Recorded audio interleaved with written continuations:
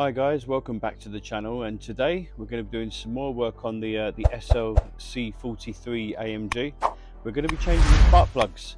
A relatively easy job to do, definitely worth doing, and mine's due for it to be done. So let's have a look at what we've got. So the first things we're obviously going to need are the spark plugs. These are from Mercedes-Benz. They're normally about £15 each. Managed to get a good offer, which I'm going to show you up on the screen, from a Mercedes-Benz dealership that's actually selling on eBay. Got all 6 spark plugs that we need for this V6 for £66 off, I think it was, which is a very good price. But yes, these are the spark plugs required, genuine Mercedes ones. I've got our spark plug sockets. I'm not sure what size it is, I'm guessing it's 14, but it might be the smaller size. We'll have a look when we get there. But these are the things that are required. There will be some other sort of like star sockets that we need to use to undo some bolts and stuff. I'll show you those on the engine as we go. So here we are in the engine bay. Obviously we need to remove the covering. The next step would be to remove our air intakes. You'll notice there's a couple of bolts this side and this side that will need removing, and the idea is we remove the complete air housing box, which will then expose either side where the spark plugs are. So let's get on with that. As you can see, these air boxes are held in place with these little tabs that would go into that hole there. You just lift up and then unclip from here and that end. So our next job is the bolt here, either side, and then we want to remove that air box and that air box on the other side. So for these bolts here, an E10 is required, E10 socket to undo the bolt either side there. So here we are with this air box now moves. Now just be aware, the air box holds on with that little knob there, that one there, that one there. You need to undo this bolt here and lift it up. Rather than unclip this cable, I've left it in place because it's not really going to be in my way, because the area we're working is going to be here. So I've left it connected and I've just folded it over to the side. I'm going to get on with the spark plugs on this side, and then we'll do the same with the other side. So we need to remove this foam covering.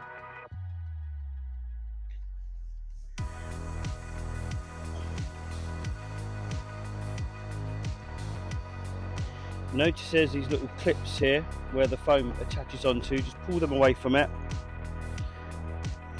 Obviously when you're putting it back, you want to make note of that. There we go. The foam's now out the way.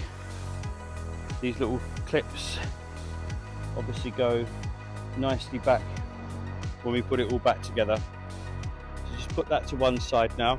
What I'm going to do is put a bit of tissue in there, or cloth, so that nothing falls in there. It's the last thing we'd want. So there's our little tissue put in the hole, stop anything getting in there. You've now got access to the bolts for the coil packs.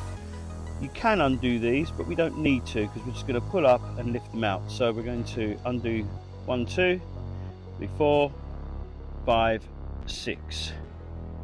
Yeah, we'll see how that goes, because the plan is, as I say, not to unclip these, but I'm not sure we'll have enough leverage, but we'll find out. And for these bolts, you're going to need an E8 socket. So there is our first coil pack off. Pulled it off out the way, and if you can see in there is where our little spark plug resides. If I can get a camera in there to show you, it's down there.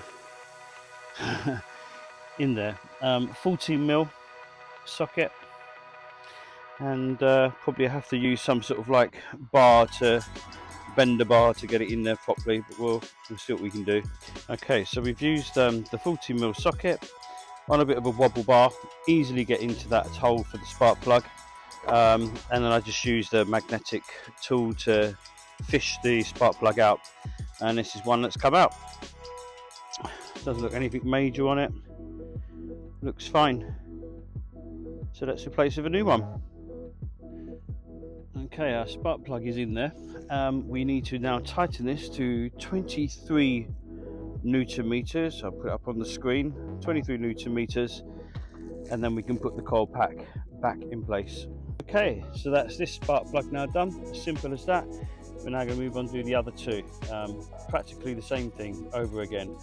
Undo the 2 bolts, remove the coil pack, remove the spark plug, put the new spark plug in, rinse and repeat.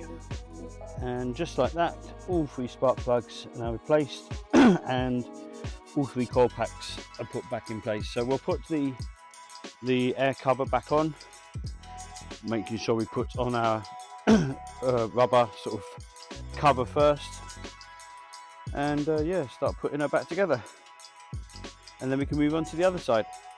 Okay, so that's this side done, all put back in place. We basically do exactly the same now on this side, and then that will be finally all done. So let's move on. So I just wanted to bring your attention to these. So basically you're supposed to be able to pull off this rubber cover from that area, but sometimes the rubber comes off and leaves these little hook things still stuck around. I think it's here or one of those that it clips onto. So just be aware of that. You need to take them off and then you can put them back on the rubber, which makes it easier for when you're going to put it back on the car after. Okay, so now we're on this side. We're going to, same as before, undo the coil packs and one by one replace the spark plugs. And just like that, job is now done. We're all back together, both sides, all spark plugs replaced. That, my friends, is job done.